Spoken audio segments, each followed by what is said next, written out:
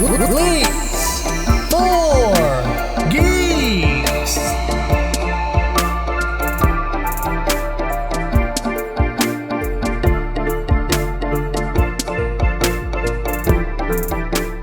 And it's time for the leaks for the geeks, the news for the dudes. If you like Dead by Daylight, then this news is going to make you happy. Okay?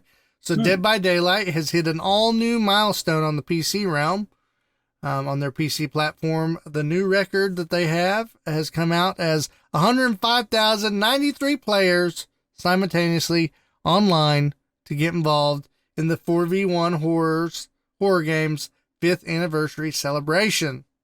Nice. Boom. Says here it includes a new limited time event that runs from now until July 15th. You can get anniversary crowns added to your survivors, community challenges, and giveaways. Time out. I got a question. Yes. This may seem dumb. Go for it. One of the main things I think that Dead by Daylight bugs us when we play. For one, we don't play all the time because it's a really good game to play with a full crew. Mm-hmm. So if you don't have a full crew, we don't play it. Right. But outside of that is the wait time sometimes, right?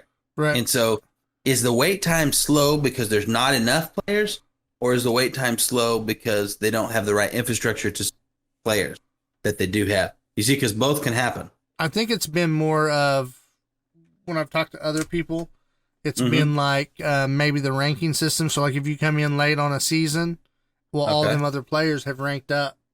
And it only puts you with other people ranked at your level. So if you're starting at 20.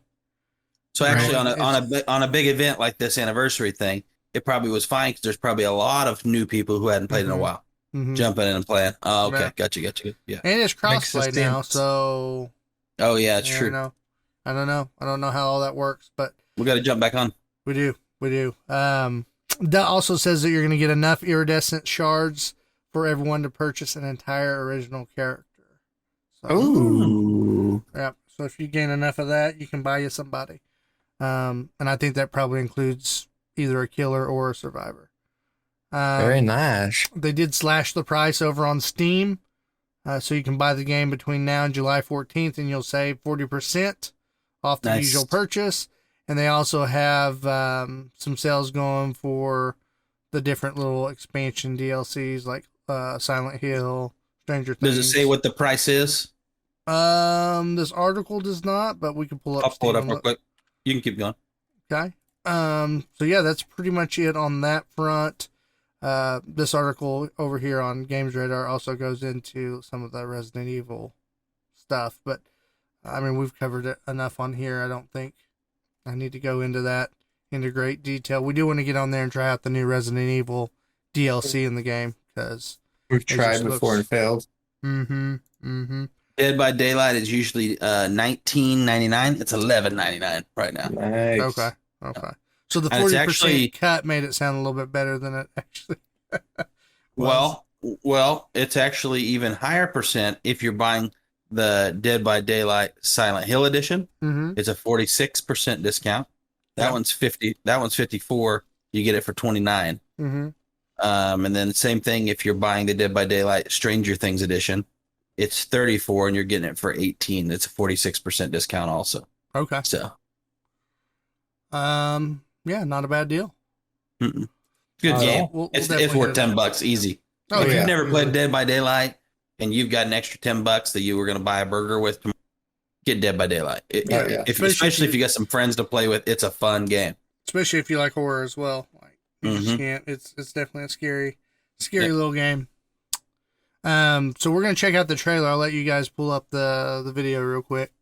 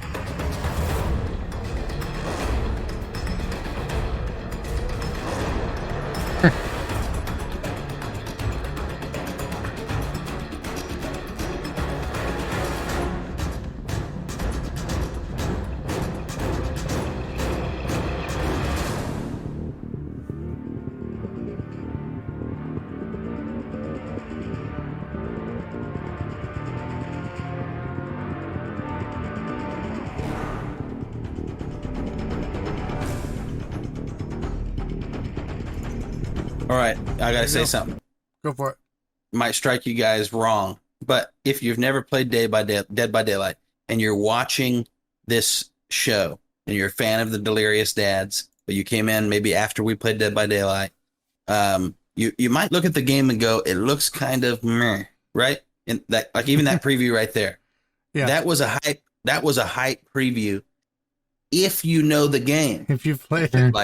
like that preview looked great because I know the game, but I started watching as if I didn't know the game, and I was kind of like Duke, like this is a little bit Duke, you know what I mean? Like the graphics are a little Duke, the even the cinematics are like actual gameplay recordings, right? Some of them, and so the characters got that little I'm drifting like I'm a Minecraft character or something thing going on. Guys, don't worry about that. The sound and the lighting and the intensity that they've done in this game, you will not ever even think about the graphics. It's not going to happen. You're going to be in the game, and then all of a sudden you're going to be immersed. And you say, well, how do you get so immersed in a game that's kind of poor graphics? It's good everything else. That's what it is. So they put a lot of time into other things that make this game to where the graphics don't really matter that much. The lighting is really good in the game, and the sound is phenomenal in the game. Yeah.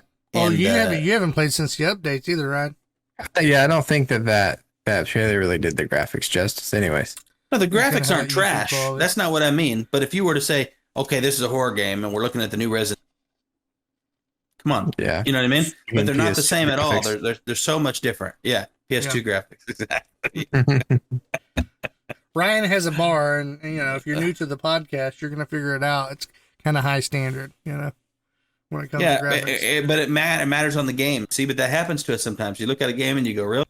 I do have to graphics? say, And then you play the game and you go, oh, sure, I'm glad I tried it. So I'm just letting our listeners know, yeah, if you haven't tried it and you've seen previews, throw out that thought that you have about, kind of looks, you know what I mean? Right. It's not.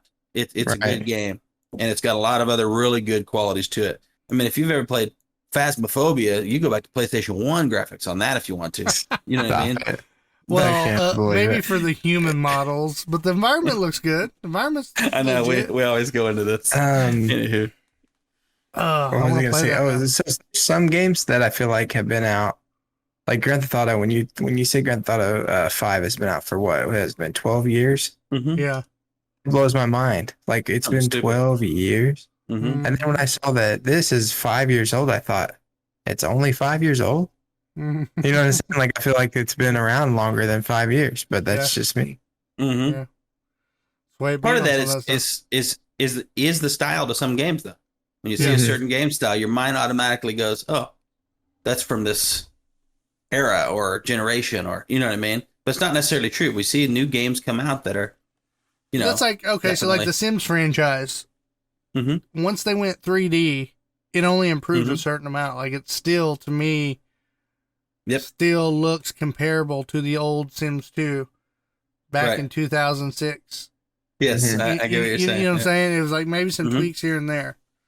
Some games. It's like some games are designed that way. Minecraft, come on, Minecraft's been out forever now. It's they made it all. You have people that play Minecraft, bro. The leaves are way more. It's still Minecraft. Shut up. You know that it's made that way on purpose. It's not a problem because that's not the reason for that game. Some games, the detail and the graphics matter so much more because of the way and the pace that game is played. Right. Silent Hill, Resident Evil, completely different kind of game, even though it's still in the horror genre than this game. This is a slasher, guys. This is a get your heart pumping slasher. That's what it is. It's not an arcade. Run them mazes, shoot them up. That's not what I mean. But you'll play it and you'll go, if you played it and never thought about any of that, someone will go, hey, what'd you think about the graphic? You'd look back at the game. I don't know what I thought about the graphics because you don't care. It's one of those games you're not. I had fun running. Yeah. Well, it's like Friday the 13th, the game. Wasn't the best looking glitchiness wise and things like that. Yeah, even look wise. But the short amount of time that I played it with my brother-in-law Sean, we freaking made memories, had a blast. And so, even though it wasn't the greatest game, I'll still remember us driving off and that dude jumping out the 2-story window, trying to make it to us before Jason caught him. So, fun times. This has been a Delirious Dads production. For more information about the show, visit our website at www.deliriousdadsgaming.com. You can also find us on facebook.com/deliriousdadsgaming, twitch.tv, and YouTube. Make sure you like and share our pages to help us grow the channel. You can listen to the podcast on iTunes, Google Play, Stitcher, and Spotify. Please leave a rating and review if you enjoy the show. Thank you again for listening, and we hope to see you next time.